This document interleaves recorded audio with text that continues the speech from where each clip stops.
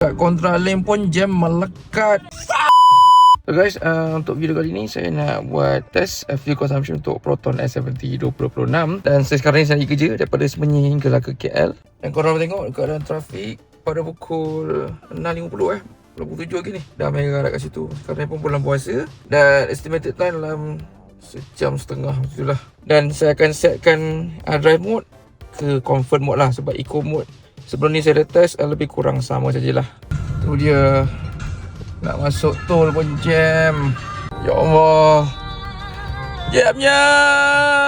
One eternity later. Sekarang jam pukul 7.39 dan tak sampai separuh perjalanan lagi guys. Okay guys, sekarang ni saya nak isi minyak jap. Minyak currently distance dalam 86 km yang tinggal.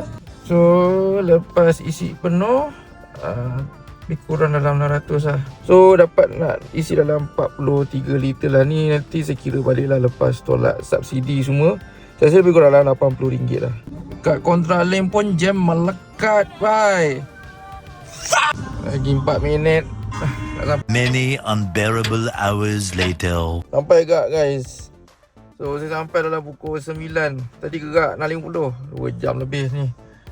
Lepas travel daripada Semenyi sampailah ke KL, okay, dengan punya distance atau mileage dalam 45.3 km, average fuel consumption 10.4 liter per 100 km. Kalau dikonvertkan ni dapat lebih kurang dalam 9 plus 9 km per 1 liter macam tu. So memang agak tinggi jugalah. Okay.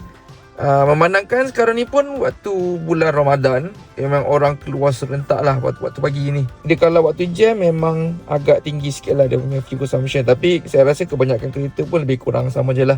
Tapi ini based on saya dah test daripada Proton S70 lah. Jadi guys, apa pendapat korang tentang fuel consumption daripada Proton S70 ni? Boleh komen di bawah.